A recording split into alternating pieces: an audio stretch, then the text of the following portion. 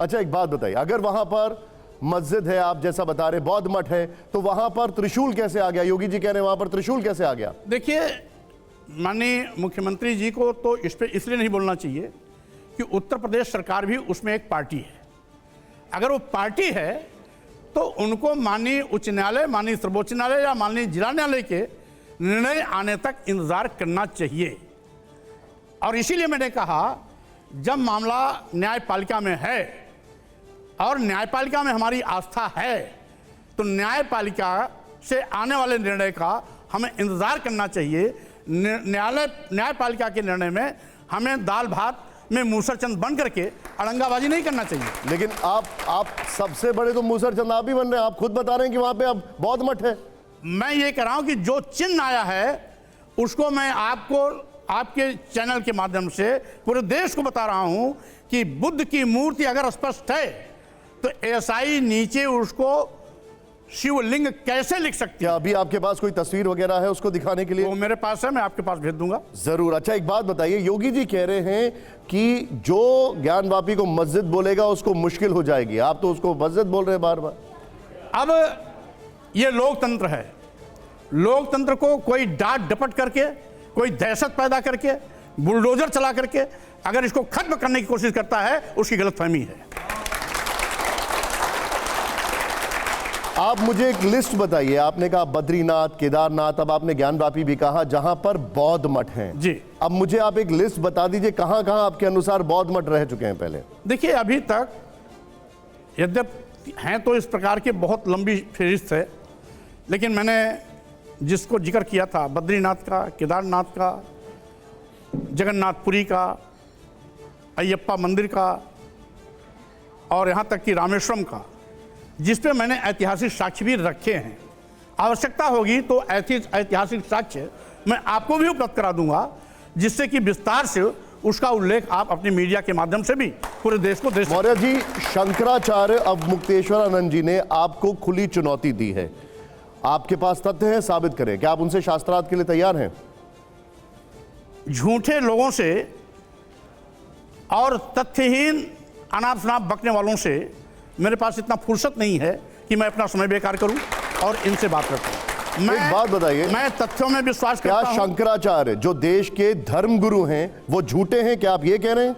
अब वही शंकराचार्य ने कभी 7वीं 8वीं शताब्दी में बौद्ध मठ बद्रीनाथ को, बौद्ध मठ केदारनाथ को अगर विष्णु मंदिर में परिवर्तित कराया था, वो कितने सच होंगे?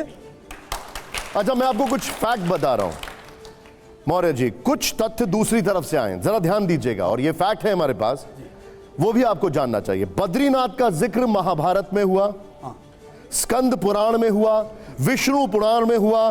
स्कंद पुराण में इस धाम को मुक्ति पद कहा गया, द्वापर युग में इसे मणिभद्र आश्रम कहा गया, त्रेता युग में इसे योग सिद्ध नाम से जाना गया। और आप कहते हैं वहां पर बौद्ध मठ है।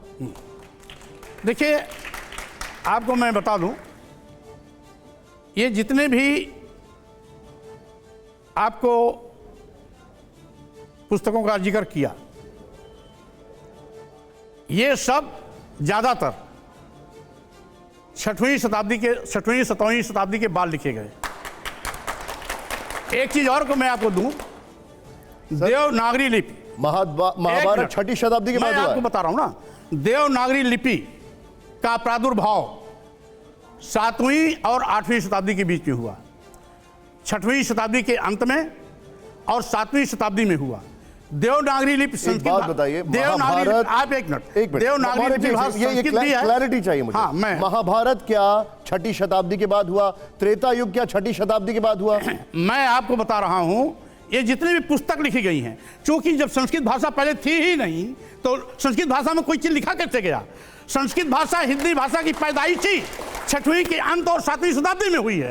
पहले इसके पहले पाली भाषा थी, और जब पाली भाषा थी तो संस्कृत में महाभारत कब लिखा गया? आप बता दीजिए मुझे, महाभारत कब लिखा गया? जितने भी इस तरह से लिखित इनके पास साहित्य हैं, लिखित धर्म ग्रंथ तथा कथित धर्म ग्रंथ है। महाभारत किसने लिखा? मैं बता रहा हूं ना, ये सब के सब 6वीं शताब्दी और 7वीं शताब्दी के बाद लिखे गए। महाभारत किसने लिखा? मैं कह रहा हूं, महाभारत लिखने कोई औचित्य नहीं जब संस्कृत भाषा ही नहीं थी। महाभारत किसने लिखा, मैं आपसे पूछ रहा हूं। इसमें महाभारत वो भी जिसने लिखा उसको भी गलत दिखाया गया है। अरे आप मुझे बताइए ना किसने लिखा है, मैं आपसे सीधे सीधे पूछा हूं महाभारत किसने लिखा है। बड़ा सिंपल सा सवाल यहां पर, ये कोई भी बच्चा बता देगा मुझे। नहीं, वो तो लिखाया गया वेदव्यास के माध्यम से लिखा गया है, कृष्ण द्वैपायन और वेदव्यास। गणेश जी ने अगर महाभारत की बात की जाए तो गणेश जी वो बोल रहे थे और फिर लिखा जा रहा था। अब आप भी गणेश जी की बात करेंगे? भाई आज तक वैज्ञानिक रूप से कभी स्वीकार नहीं किया जा सकता कि किसी व्यक्ति के सिर पर हाथी का सिर लगा दिया जाए, वो कभी संभव नहीं है। हम मनगढ़ंत कहानियों में विश्वास नहीं करते। आप मुझे ये बता दीजिए गौतम बुद्ध यानी सिद्धार्थ का जन्म कब हुआ? क्योंकि अब हम बात कर रहे हैं उस विषय पे, तो ये सारी क्लैरिटी हो जाए, क्योंकि आप शताब्दी के युग में जाए। ईसा के 500 साल पहले। ईसा के 563 साल पहले, टू बी वेरी प्रिसाइज। उस समय हिंदू धर्म था कि नहीं था? उस समय हिंदू धर्म नहीं था, वैदिक धर्म था। वैदिक धर्म और हिंदू धर्म अलग है। अलग है। सनातन धर्म था।